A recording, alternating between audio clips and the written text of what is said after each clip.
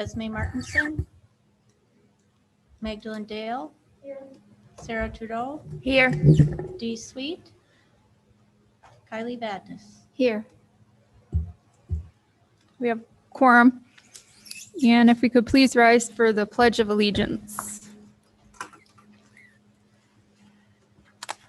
I pledge allegiance to the flag of the United States of America, to the republic for which it stands, one nation, under God, indivisible, with liberty and justice for all. I'm looking for a confirmation of our meeting posting. I can confirm that tonight's meeting was posted at all designated locations. Thank you, Linda. And we need an approval of the agenda board.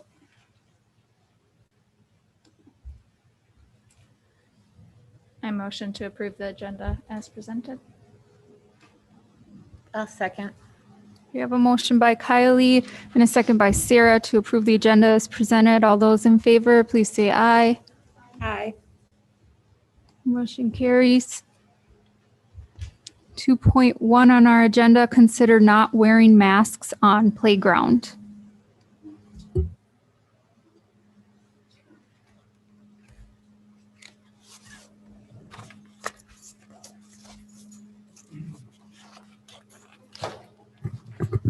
All right. So this is a issue that has come to the mitigation committee's attention, given the warmer weather and where we are with the pandemic. As of late, I've asked our COVID coordinator, Nick Sawyer, to present information to you in the hopes that you will agree with the mitigation committee, that being for the remainder of the school year, it is okay for students who are out during recess to not wear a mask. And then, of course, when they come back in the building and wash their hands, they are remasked while they're in the building. So I'll let Nick share with you information. Thank you, Beth. So we reached out to the medical director and we weren't able to get a response after a few attempts. The county did publish a statement and an opinion that kids outside at recess, just regular playing, are safe to take their masks off. And they didn't cite specific studies, but they did cite that research is finding. So it is against the CDC's recommendation. However, CDC also recommends if breathing becomes an issue, that masks are to be removed. And with the sweat and the heat, breathing through a mask is an issue. So the mitigation committee sides with the county on this one. The exceptions to the county's guidelines are if they're enclosed, like in a play area, like a playpen area, enclosed area, or if there's a local outbreak, then masks will be required again. But generally, and where we stand right now with COVID in this region, the recommendation is to relax masks outside on the playground.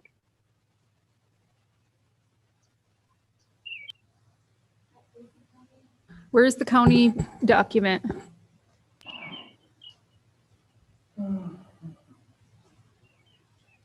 That was, it was an email that was sent. Beth, can you provide that? I certainly, I can.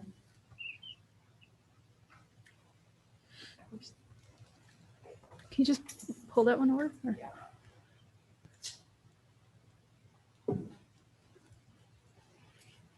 Board, any questions, comments, responses, feedback?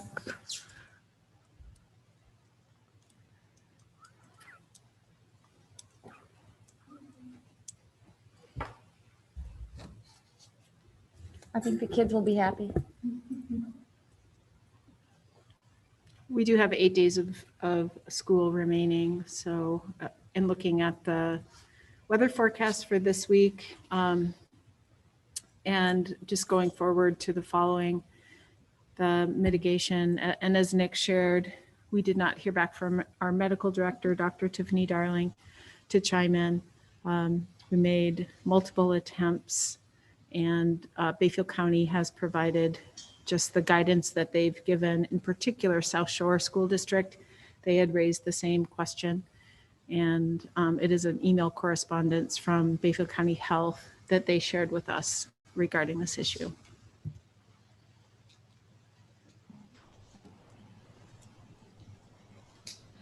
Hello, everybody. I'm sorry I'm late. So can you just update me a little bit on what's going on? They're requesting that the board take action to lift the mask requirement for children when they're outside on the playground under the recommendation of Bayfield County Health Department and mitigation committee members. Okay, so that's out on the playground, but when they come back in, they'll mask back up. The children will, or just the staff will? Everybody will put a mask back on when they come back indoors. So this is really for our elementary and our middle schoolers when they're out during lunch hour or recess to be able to have their masks down or off while they're outside. As Nick mentioned, and unless they're in an enclosed area, which we don't have any like playhouses where kids would crawl in them or, you know, anything like that. All of our equipment is open air and in the back, they just have a couple basketball hoops and foursquare. And so there's not a concern in the middle school area. So for outdoor class, if a teacher chooses to take their class outside for the hour, is that the same, like any outdoor time during school? Nick, do you want to respond to that? That's a really good question. Yeah, that is actually a great question. And I think in keeping with the guidance from the CDC and the county, that yes, if people are outside in the open air, that has always been the safest environment. As long as there's no local outbreaks, I think that would be perfectly acceptable. And then what will the children do with the mask? If a kid doesn't have pockets? Good question. My understanding in talking with a few elementary teachers is that the masks would be collected at the door as they exit the building. And those would be disposed of or put in the wash if they're cloth. And then at the door, as they come in, they would be handed a disposable again, or if their preference is a clean cloth mask. Okay, or I was thinking, or Ziploc bags maybe. I don't know. Well, I don't know about that. They just explained that scenario to me. They, a couple of them teachers also shared that their students have indoor and outdoor masks too. So when they're going out for recess after lunch, they'll switch out their masks and then do that switch again. So it sounds like there are a couple options. We have tons and tons of masks available, both cloth and disposable. So we've been able to accommodate the preference of kids and certainly have them readily available. Okay. This is Jackie. I can speak to that a little bit.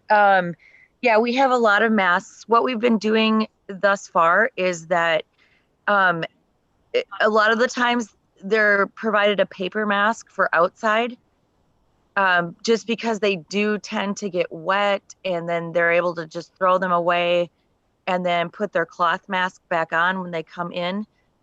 But like Beth said, we have lots and lots and lots of masks to accommodate for the interchange.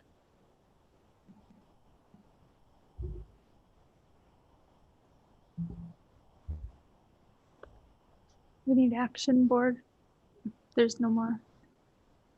I'll make a motion to approve. I'll second. We have a motion by Sarah and a second by Cindy to approve the request to lift the mask mandate while outside. Outside. All those in favor, please say aye. Aye. Aye. Aye. Motion carries. Now, my question, will that be added into our COVID plan, update that plan area?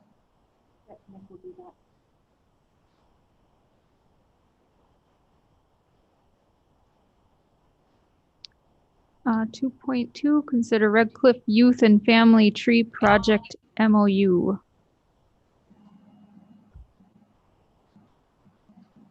Hey, Nicole, Yes, did you hear what I said? going. Oh, I was wondering, will that be updated into our COVID plan now? That we have Yes. on hand? Okay, Yeah, I thought somebody responded. I Sorry. did, and I forgot. Oh. My microphone's not working. Beth's microphone isn't working. Sharing mic, sorry about that. I was like waiting and waiting. And we can't see you because you're about this big. 2.2, consider Red Cliff Youth and Family Tree Project MOU. Sure, I can take was it, I thought it was tabled now. But we have to make a motion to table. Okay. Apparently we need to make a motion to table this, given an email this afternoon from Gabby Gordon. And I'm sorry, I don't have any more specifics than that. Motion to table. Second, Motion by myself, second by Cindy. Any further discussion?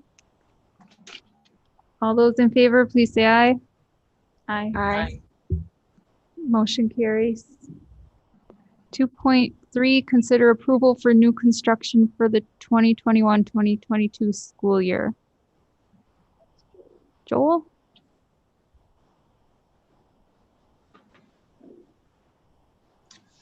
Hey, everybody. This is the cost estimates we have for the catwalk office area, in addition to the equipment room that would be above the kitchen area, office area, and the LRC. That would accommodate new HVAC equipment to replace the unit ventilators on the second and third floor of the middle school grade school area. As you can see, Angelo Lupino's biggest price tag there is $264, and then KBK for the HVAC, Hunt Electric for the electrical portion, Johnson Controls, custom carpet for flooring, with a total of $361,100.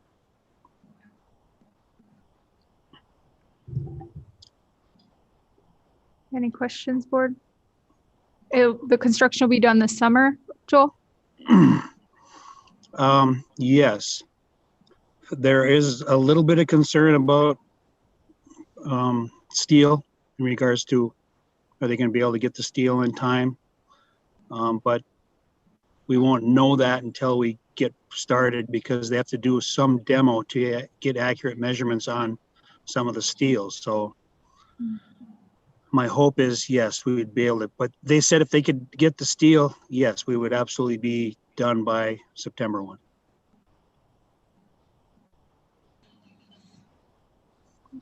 And if we can't, Pardon me? and if we can't get the steel, If we can't get the steel, then we would seal up the demoed portion, put up a wall where that railing is now, a temporary wall where the railing is on the catwalk. And, or we could proceed as school goes on, depending on how far they are and what the noise level might be. Those would be my two recommendations. okay. But keep in mind that if we put the project off, we have no idea what the cost of material might be next year. I mean, but and on the other side, it could even go the other way. I doubt that, but I think we're just gonna have to reassess where we're at once they get started and ordering materials, and then know the exact timelines, and then have to take it from there as far as, okay, this is where we're gonna be on September 1. How do you want to proceed? I think I missed this. I'm sorry. Can someone share a little bit more about the offices and what they'll be used for? There's be 5 offices off the catwalk area. There will house the agriculture coordinator, the dean of students, the Sorry, what's Janine's position? Beth, help me out there, please.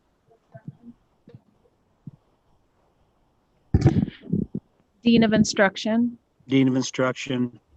Oh, the home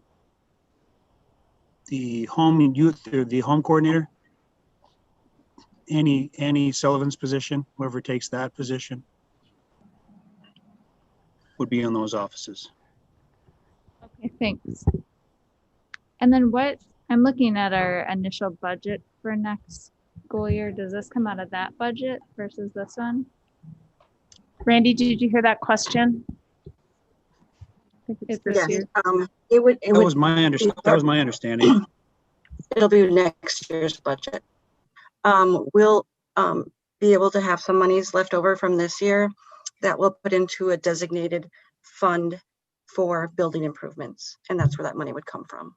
There's Okay. approximately 200,000 in that fund right now.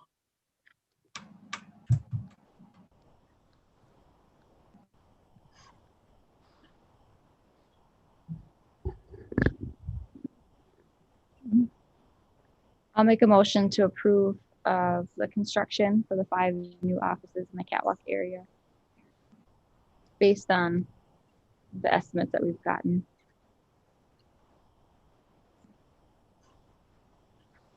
I'll second that.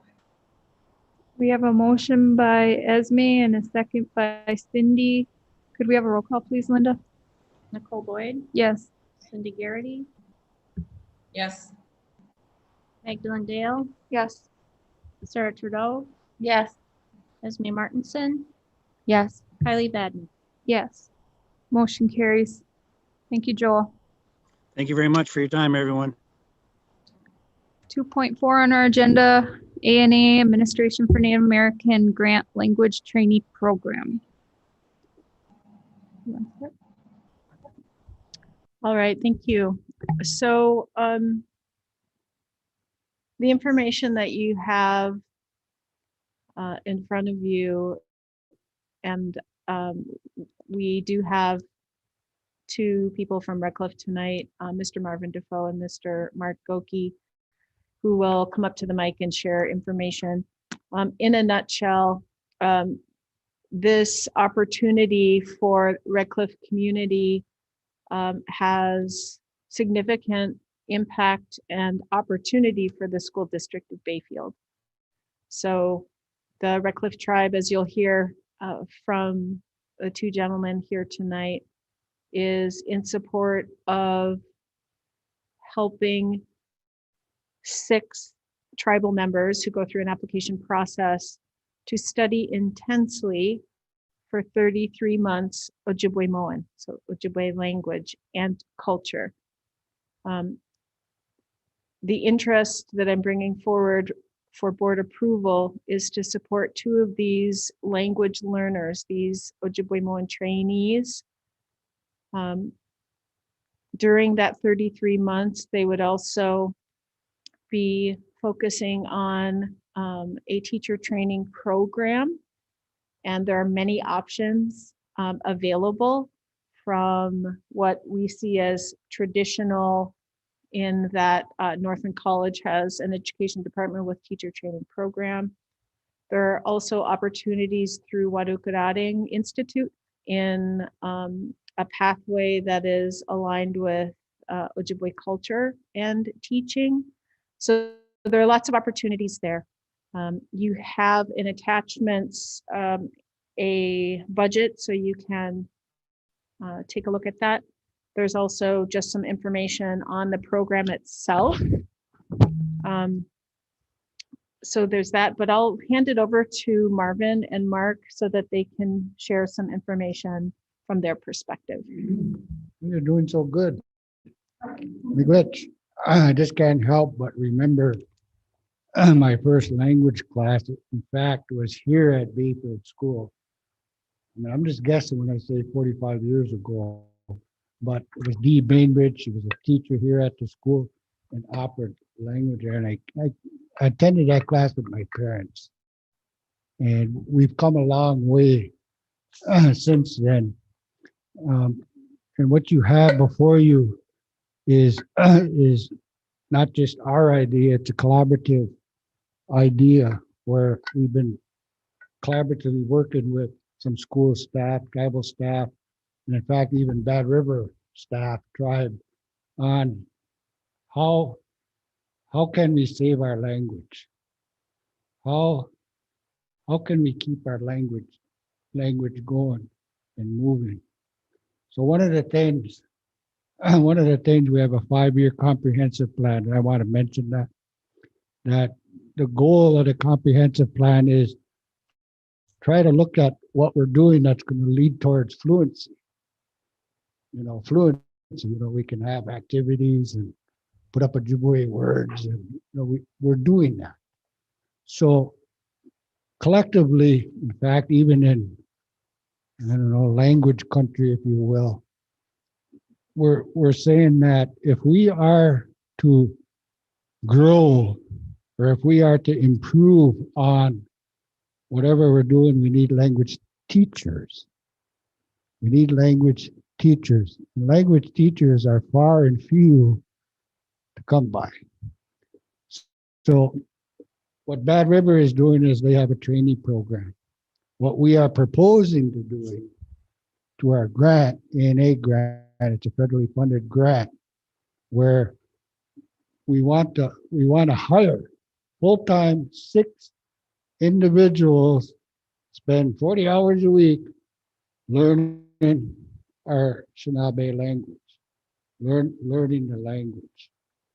And Beth indicated part of that too, learning the language, part of that too is to work with them to become pretty good teachers, pretty good teachers at teaching the language. It's one thing learning the language, it's another thing teaching that language.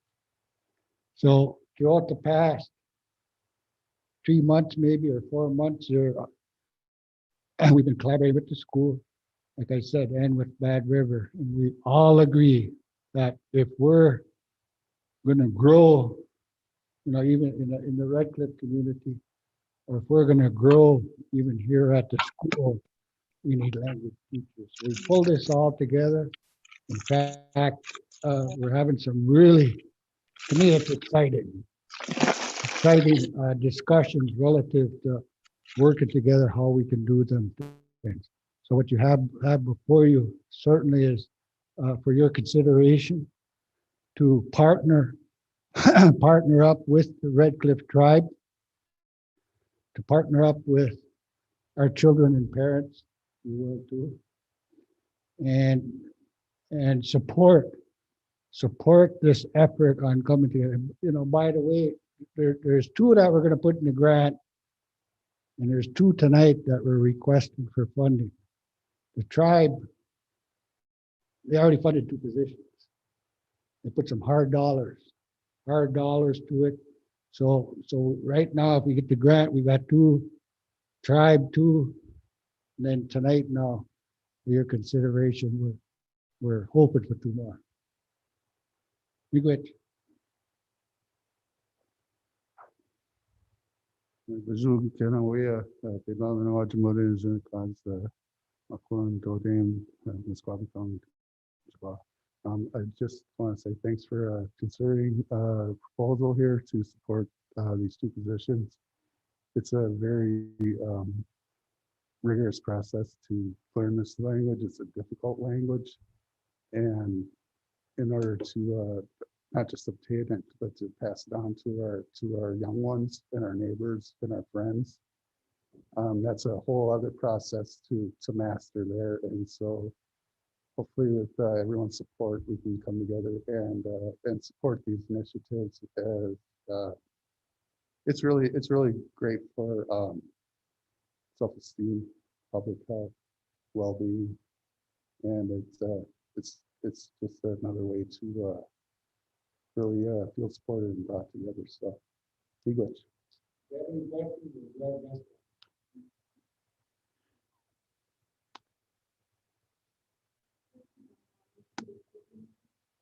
Richard, do you have anything to add?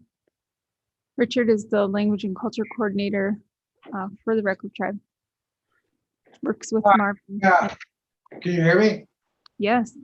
Okay, yeah, so as Marvin was saying, we're working diligently on this project with with our collaborators, the Bayfield School, Bad River, our planning team, the tribe.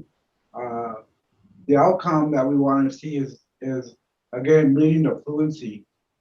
Now, during this time of COVID, this COVID time, you know, I mean, we lost a few first speakers. They had gone out or passed away at that time, but it is an urgency and a time that we gather and really put this language up here. So again, miigwech Marvin and his words and Mark, and again, miigwech for the support. Oh.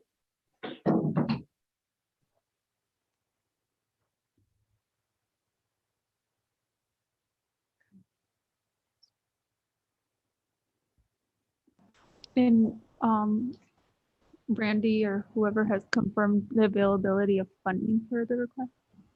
Yes. Randy, do you want to speak to the availability of funds for this 33-month request?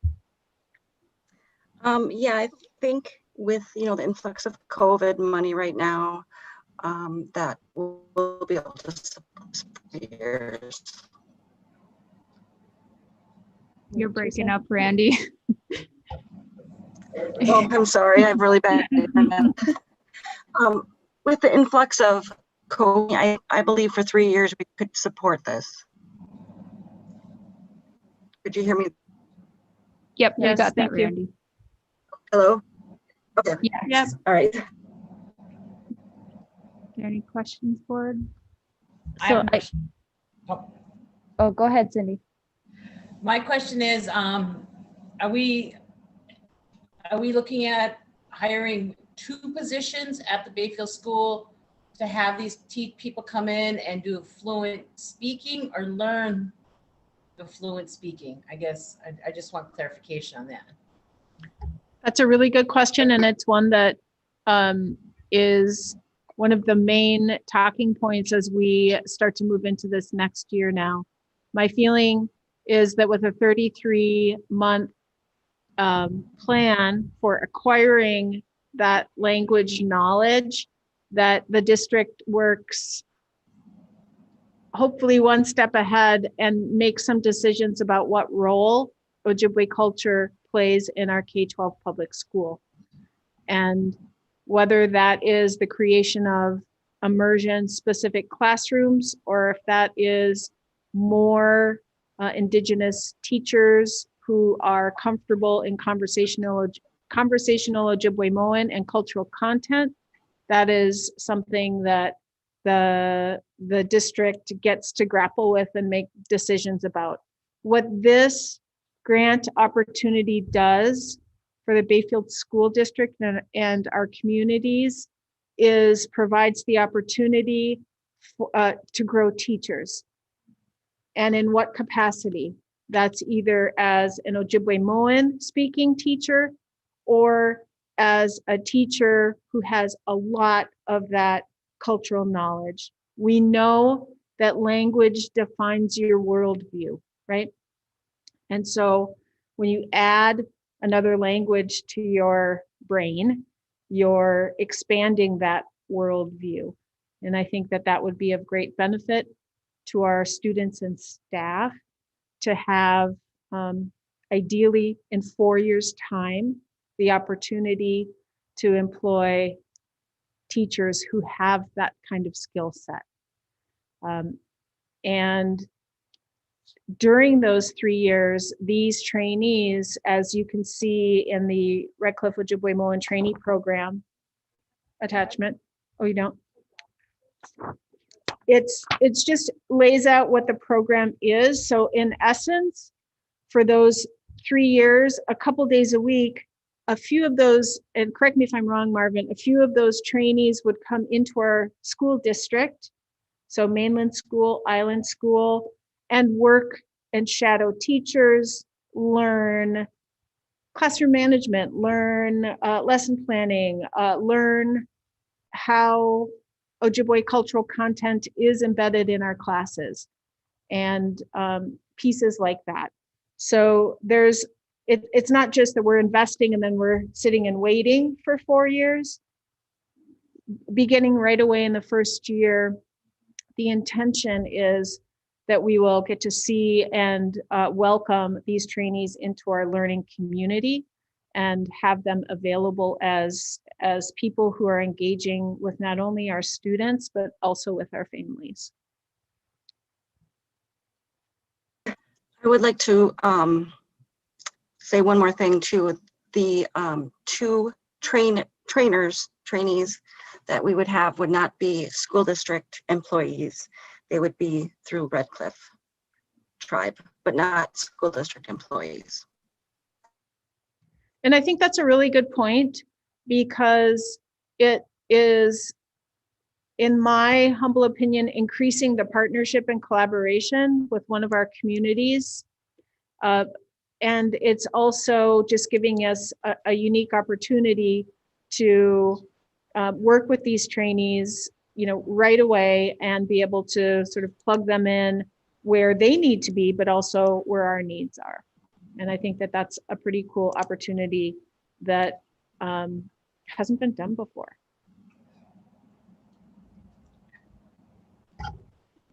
Well, I'll make a motion to approve. A second. Great idea. We have a motion by Esme and a second by Magdalene to accept the recommendation to support 2 language trainees. Could we have a roll call, please, Linda? Nicole Boyd, Yes. Cindy Garrity, Yes. Magdalene Dale, Yes. Sarah Trudeau, Yes. Esme Martinson, Yes. Kylie Badden. Yes. Motion carries. Thank you, gentlemen, for coming this evening. Thank you. I had one quick question. Do we have teachers already identified for the trainees, and is there any compensation for those teachers involved? Yes, we do. And we're collaborating with Bad River. Even the teachers at this level are hard to come by.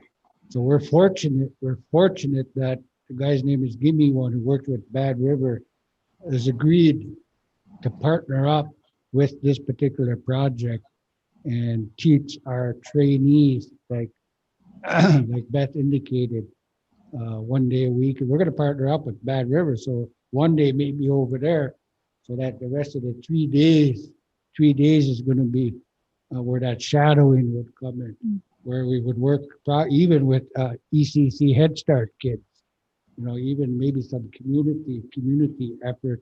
And it's all going to focus in on the language. Okay. That was going to be a question I asked, but I figured I'd give you a call later on that. That's why I mentioned ECC. I want to apologize now if I come off and on. I'm at work, so if I get customers, I have to shut down. So just to let you know. All right, Cindy Lou. Thanks, guys. Oh, there's Dee. Hi, Dee. Hello, I really want to apologize. I didn't realize that the meeting started at 5:30 and there were 2 Zoom connections, and I'm terribly late, and I apologize. It's all right, Dee. We're cruising through. We just met with the Tribal Historic Preservation Department staff about the language trainee program, and we're moving on to 2.5, consider addition to food service staff. I'll take that one. So I have the opportunity to meet with our food service director, Karen Batan, on a weekly basis. And as part of my discussions, as I've made my way through the end of the year, it's been, do you have any requests? Is there anything that you need? In moving toward some slight adjustments in food service, more from scratch items, more locally sourced items, Karen has said, that's going to certainly take more time. And so she really feels that having an additional part-time position would really help the existing staff in our cafeteria to be able to have the capability of starting to transition in the way that I just mentioned. So what you have before you this evening is the request to consider that an additional part-time food service staff. Starting next year or this year? Why part-time? She felt that that's what was needed. I can certainly reconfirm that and have her talk about the specific, specific hours, but that initial, I almost said initial, Anishinaabe, that, so I will confirm, but certainly a part-time position is what I'm asking for this evening in this request. Randy, the budget can support it. Why not? Seems like we're in so many positions. The last meeting. No, this is nothing. I know, this is none. Yeah, we definitely can. And, our food service program runs in the red every year. So I'm hoping that maybe with better served meals, that maybe we could actually, stop that trend and go the other way. I have a quick question. And I'm again, I apologize, my learning curve is rather steep. So if the person is part-time, they don't have health benefits? Or is that not true? Right, they would have to be 30 hours a week to have health insurance benefits. Okay, thank you. Are we willing to move? You're welcome. If we can't obtain someone? I just think it's a more marketable solution to solicit a full-time person. I will but don't know. say that I am sure that Karen and her team, there's a lot of potential for growth. And so having a full-time food service addition to the existing staff would be great.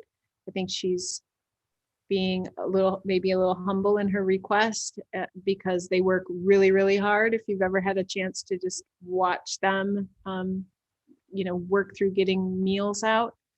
So if that would make it more appealing for somebody to offer a full-time position with benefits, that would be fantastic. And we only need to add a half hour a day to get to 30 hours a week. So it wouldn't bump the salary that much, but it'd get them to the benefits anyways, which that kind of job is for like moms. They're 30 hours a week.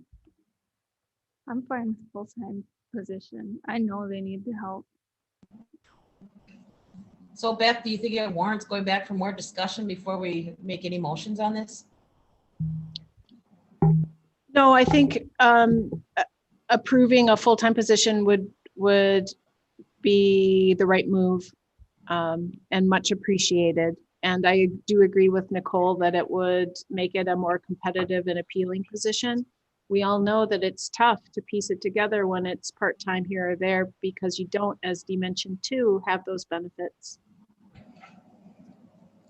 And also, it is their part-time position, a 2.5-hour position that we also have in the. Right. Sorry, Randy, you're breaking up, but I think I know what you're saying. So chime in if I'm totally off base. There will be a part-time position open because the woman currently at part-time will finish out her academic, her calendar year and will not be coming back to work with us. So we'll have her part-time position open and then an addition to this full-time position. You're talking about this being a permanent addition, though. That's a COVID position, isn't it? Or is that a permanent? No, that's a permanent position. Oh. Oh, it's held by Mary Murato, Kathy. Mm, Kathleen? Well, can we move it to being a 30-hour a week position with benefits and post it that way? You need a motion for that? Okay, so I'll make a motion to make it a full-time 30-hour a week position with benefits. Full-time 30 or full-time up to Well, 40? Full-time at least 30? Yeah, at least 30, I guess is what I was saying, but we could increase it at that point if we need to or not. The salary wouldn't change much. It would be the benefit. Right. Should we just make it 40 and put them to work if they're getting benefits? Or is that, to Megan's point, less flexible for someone applying? I don't think so. I think we should just increase it then to 40. It's just a school year position. Right. And if you make it 30, if there's need, they can always increase the time if they need it on a, like a daily basis. Let's say they're cooking something that's more labor intensive, time that. So can it say like 30 to 40 hours or something, and then it can be determined based on applicants and need? Yeah, conversation with Karen or whatever. Yeah, definitely. I like being able to cast a wider net, because I think sometimes we post positions and we don't get as many quality applicants as we could if we included some of those flexibility things like right from the beginning. We got a motion on the floor by Esme. I'll second. We have a second by Kylie. Motion is to post for a 30 to 40 hour position with benefits and food service. All those in, or could I have a roll call, please, Linda? Sarah Sorry. Trudeau? Yeah. Esme Martinson? Yes. Kylie Badness? Yes. Cindy Garrity? Yes. Nicole Boyd? Yes. Magdalene Dale? Yes. Dee Sweet? Yes. Moving on to executive session in accordance with Wisconsin statute 19.85, we have one item to address: administrative configuration. Need a motion, board? I'll move to go to executive session. Second. We have a motion by Esme, second by Magdalene. Can I have a roll call, please, Linda? Nicole Boyd? Yes. Cindy Garrity? Yes. Magdalene Dale? Yes. Sarah Trudeau? Yes. Esme Martinson? Yes. Kylie Badness? Yes. Dee Sweet? Yes.